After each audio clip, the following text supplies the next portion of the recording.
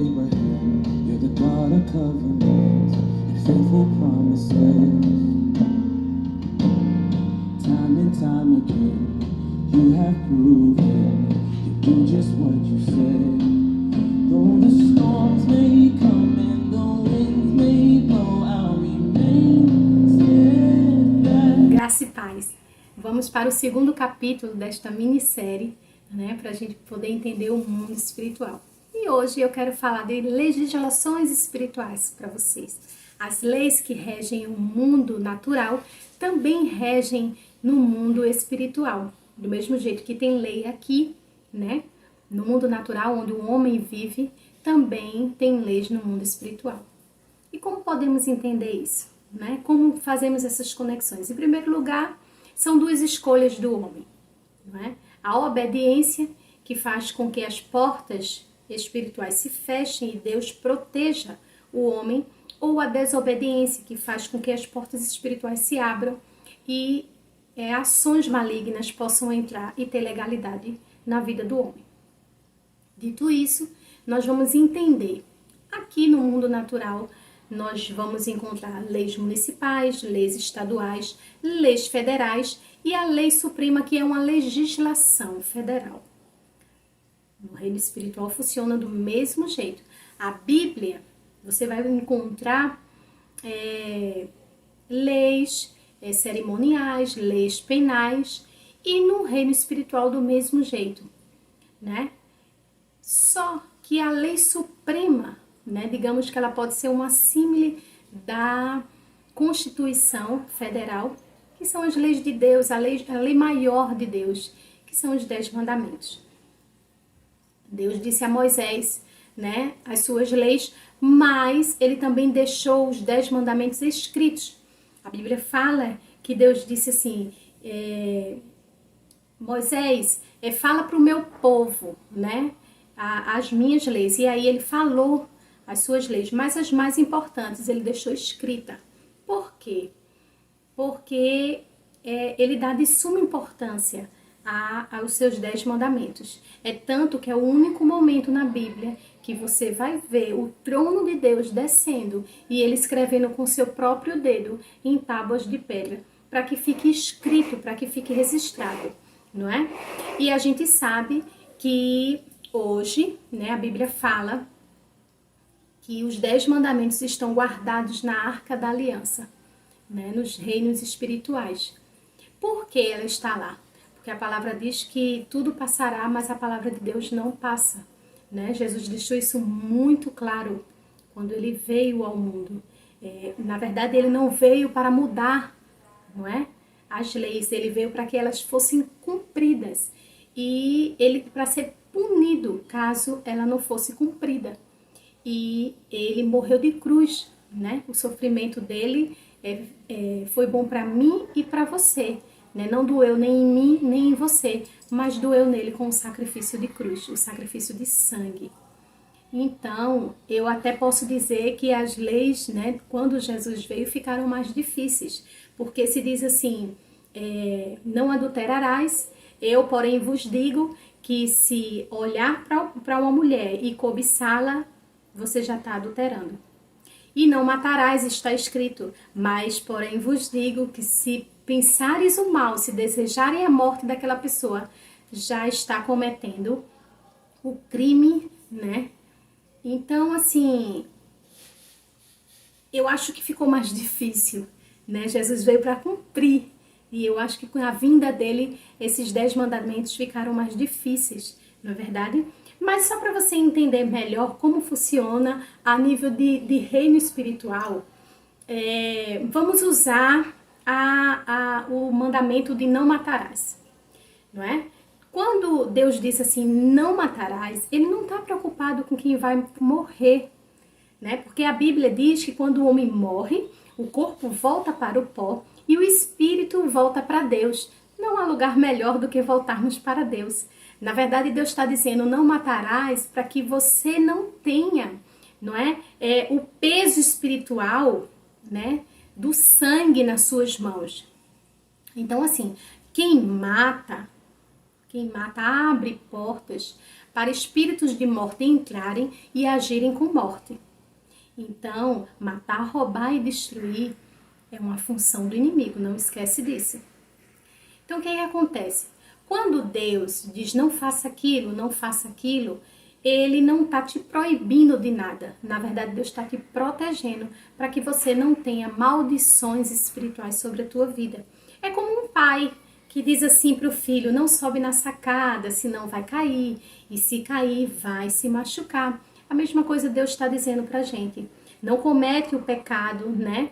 Não infringe os 10 mandamentos, um deles ou todos, porque senão você vai cair em pecado. E se cair, vai se machucar. Por quê? Porque você vai dar legalidade a que aquela porta se abra no reino espiritual. E espíritos malignos entrem, porque neste momento do pecado, né, da infração aos 10 mandamentos, o reino espiritual age de vontade própria. Por quê?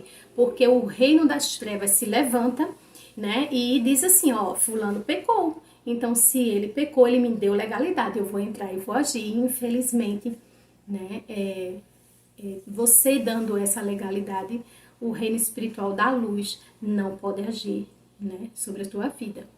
O que acontece?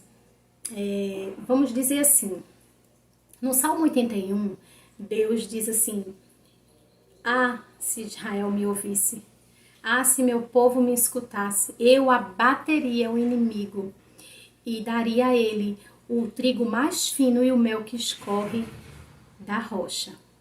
O que Deus está querendo dizer com isso?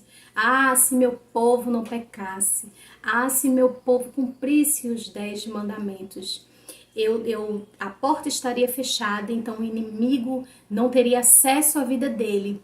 E eu daria do trigo mais fino e do mel que escorre da rocha. O que ele está querendo dizer com isso? Eu posso dar bênçãos para ele, né? Não te esquece que lá antes da fundação do mundo, Deus já deixou tudo preparado. Mas cabe a nós abrir e no fechar de portas no mundo espiritual, receber ou não essas bênçãos, né? Não se esqueça disso, que tudo vem da ação do homem. Não é verdade? Então, nesse Salmo 81, Deus diz, eu acho que ele diz assim eu pensando, tá? Eu acho que ele diz com tanto pesar, eu queria tanto abençoar meu filho, eu queria tanto proteger meu filho, mas infelizmente ele não cumpriu com os meus mandamentos. Porque a palavra diz que quando nós estamos em alinhamento, eu me converto, eu estou em alinhamento, né, no cumprimento de todas as leis de Deus. Então, eu posso dizer, Senhor, eu estou vivendo em alinhamento, então eu venho aqui pedir o cumprimento da tua palavra. Eu posso fazer isso, né? Eu posso dizer a Deus, Deus, eu estou andando tudo direitinho, né? Conforme a tua palavra, conforme as tuas leis. Então, eu vim aqui para que o Senhor cumpra a tua palavra, né? Para que o Senhor ponha em prática. Como diz a passagem da Bíblia, eu e minha casa, né, serei salvo. Então, a partir do momento que eu estou seguindo tudo direitinho, eu posso chegar para Deus e dizer, Senhor, salva a minha casa, salva a minha família, né? Porque eu estou em alinhamento, então eu posso fazer, né? Como a gente disse no outro capítulo, o mundo espiritual, as bênçãos que estão no mundo espiritual, ela é como se fosse um depósito. E eu posso acessá-la, mas acessá-la como? Falando em leis, que é o que a gente está conversando aqui, da legislação espiritual. Eu posso acessá-la se eu estiver cumprindo, né, todas as leis. Eu posso acessar esse depósito das bênçãos. E quando eu não estou em alinhamento, Ana, quando eu não estou em alinhamento, infelizmente, o domínio das trevas, e aí Deus fica impossibilitado de liberar bênçãos para os seus filhos. É complicado. Imagine um pai que quer dar um presente e não pode dar um presente. É assim. E a palavra do Senhor também diz que aquele que está inclinado com os ouvidos para não ouvir, né, as leis, até a sua oração é abominável. Então, assim, irmão, quando você não está alinhado com os 10 mandamentos, com as leis de Deus, né, com os princípios da palavra, nem a sua oração Deus aceita. Porque veja só, quando o homem escolhe viver a sua vontade do jeito que ele quer, né? Isso é uma afronta. Ele faz assim, ele ora e diz assim, Senhor, olha, eu não estou vivendo todos os seus mandamentos e todas as suas leis, mas de vez em quando o Senhor me abençoa um pouquinho, né? E nesse momento o homem está afrontando a Deus, né? Nesse momento o homem está dizendo para Deus, olha, o Senhor não serve para guiar a minha vida, o Senhor não serve para me ensinar, o Senhor só serve para me abençoar. E isto é uma afronta muito grande. Neste momento, nem a oração deste homem é aceita. Ela é vista por Deus como abominável.